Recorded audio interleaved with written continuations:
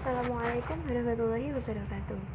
Saya Hanika Diramawati dari kelas HTN 2D akan mempresentasikan hasil review jurnal saya.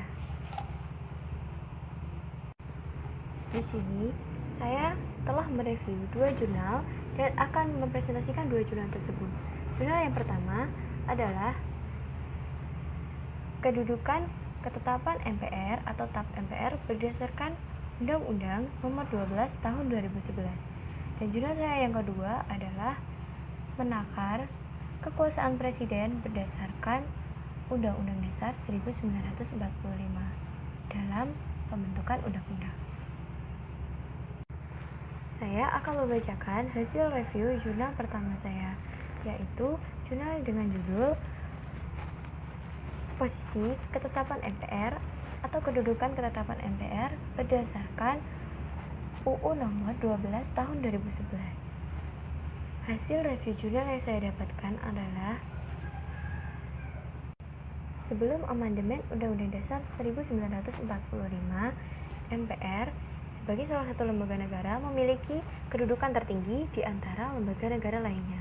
MPR tepat berada di bawah Undang-Undang Dasar 1945. Hal ini tentu saja berpengaruh terhadap kewenangan yang dimiliki oleh MPR. MPR saat itu juga memiliki kewenangan untuk membentuk suatu produk hukum yang kedudukannya sejajar dengan undang-undang, yang biasa kita sebut dengan ketetapan MPR atau bisa juga disingkat dengan TAP MPR. Tapi setelah amandemen Undang-Undang Dasar 1945, MPR sudah tidak lagi memiliki kewenangan untuk mengeluarkan TAP MPR dan juga tidak lagi memiliki kewenangan untuk mengeluarkan produk hukum yang berhubungan dengan Garis Besar Haluan Negara atau GBHN. Hal ini dikarenakan setelah amandemen Undang-Undang Dasar 1945, MPR sudah tidak lagi menjadi lembaga tertinggi negara, namun memiliki kedudukan yang sejajar atau sama dengan lembaga negara lainnya. Namun di Undang-Undang Nomor 12 Tahun 2011 ini telah ada suatu pernyataan yang menyatakan bahwa TAP MPR merupakan suatu produk peraturan perundang-undangan. Jadi bisa dibilang bahwa TAP MPR kembali dimasukkan lagi ke hierarki peraturan perundang-undangan Indonesia.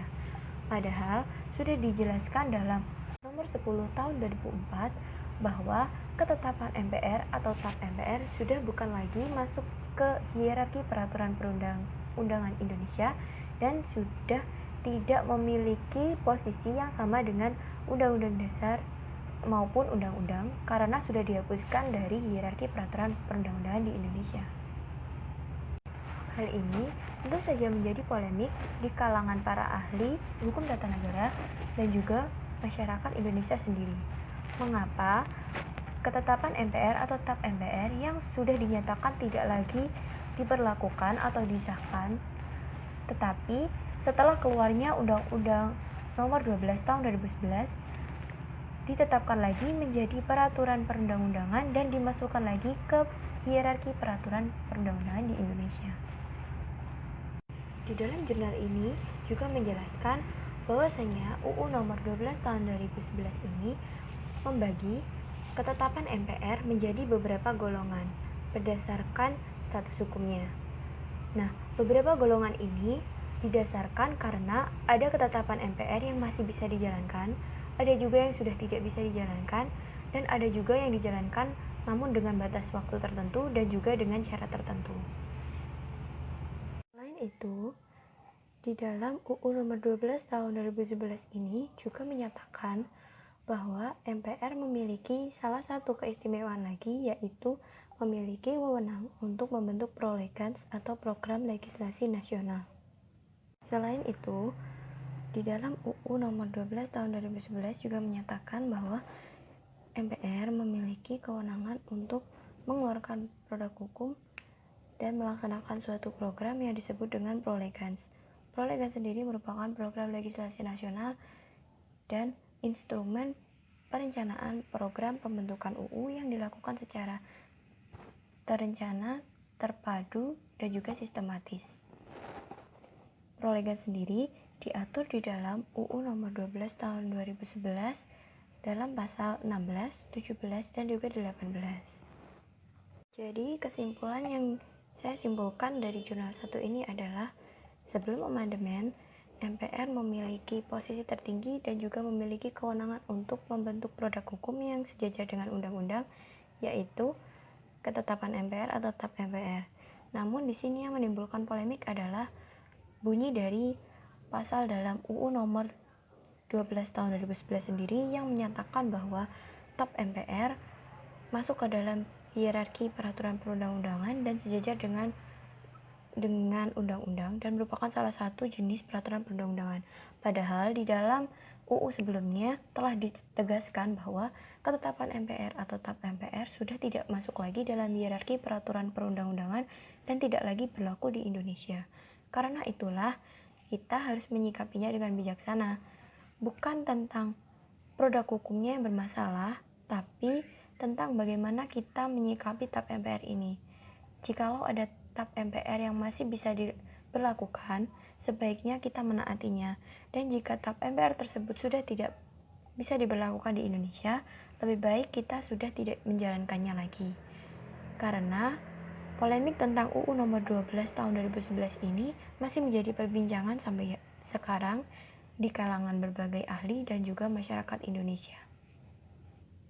Dan sekarang saya akan menyajikan atau mendeskripsikan tentang hasil review jurnal kedua saya, yaitu tentang menakar atau kita akan mengukur seberapa banyak kekuasaan presiden dalam pembentukan undang-undang berdasarkan Undang-Undang Dasar 1945.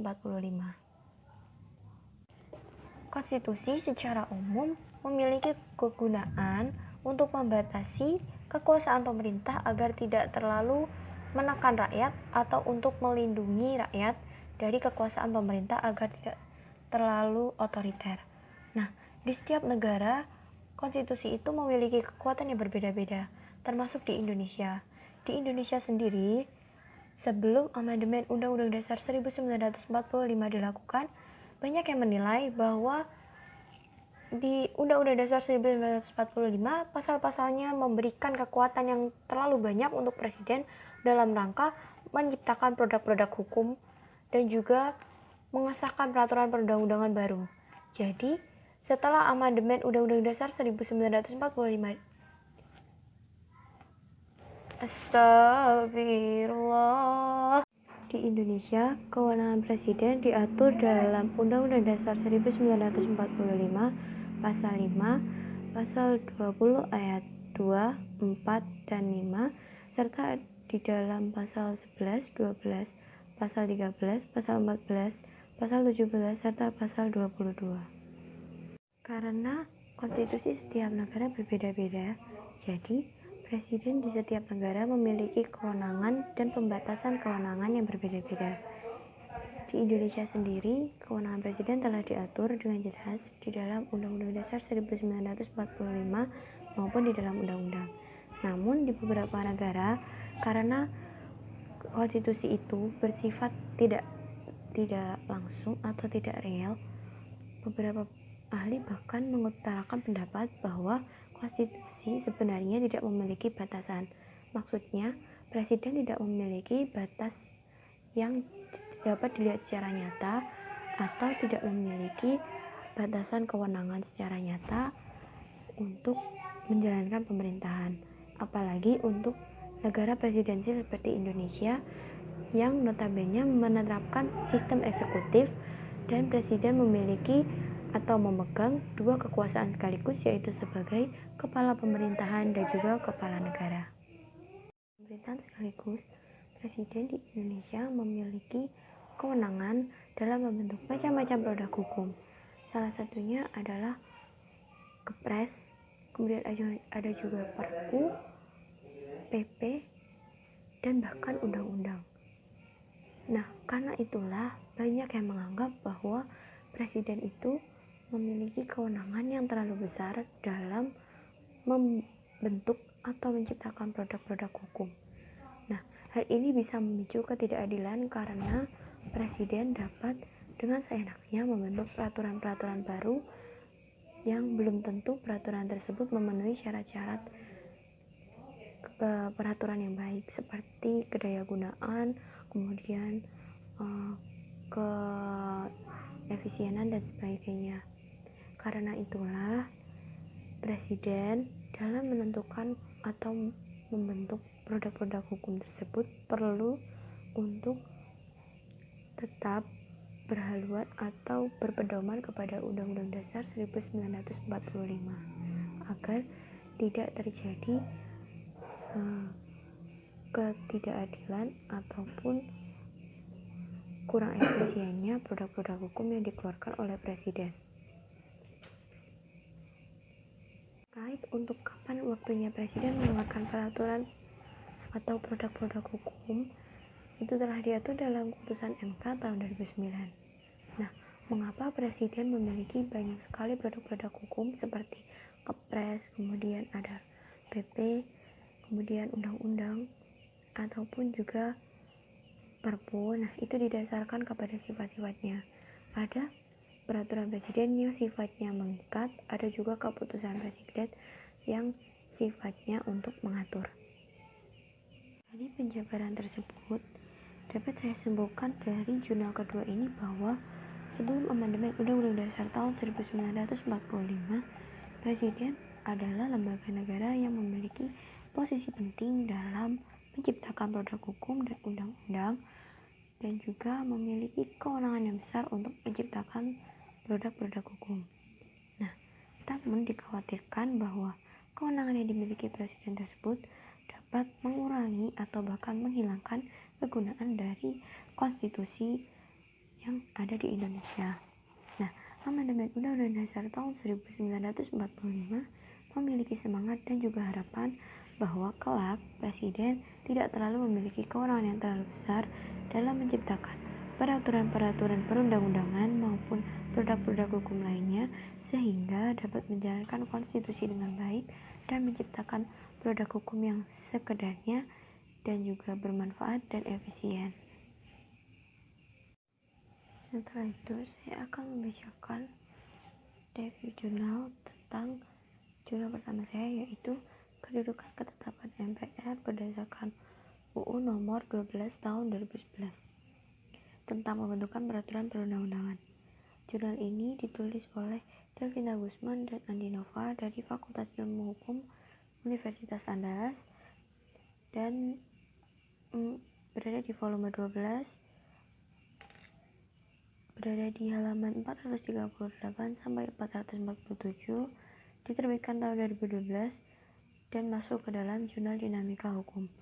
Tujuan dari pembuatan jurnal ini yaitu untuk mengetahui kedudukan MPR berdasarkan UU nomor 12 tahun 2011 tentang pembentukan peraturan perundang-undangan. Sedangkan latar belakang penulisan dari jurnal ini adalah karena terjadinya polemik terhadap kedudukan MPR sebelum amandemen Undang-Undang Dasar tahun 1945 dan juga setelah amandemen Undang-Undang tahun 1945, utamanya setelah disahkannya UU nomor 12 tahun 2011. Sekarang saya akan membacakan review jurnal terhadap jurnal 1 dan jurnal 2. Menurut saya, di jurnal 1 memiliki beberapa kelebihan dan juga kekurangan. Kelebihannya adalah metode penelitian dijabarkan secara baik, strukturnya juga baik. Namun kekurangannya adalah penulis kurang terfokuskan kepada UU nomor 12 tahun 2011 yang merupakan bahasan kita pada pokok jurnalnya. Untuk jurnal yang kedua, menurut saya kelebihannya bahasanya mudah dipahami, kemudian menyatakan referensi secara jelas, namun kekurangannya adalah tidak menyatakan metodologi secara terperinci. Demikian hasil review jurnal saya. Apabila ada salah kata, mohon maaf. Wassalamualaikum warahmatullahi wabarakatuh.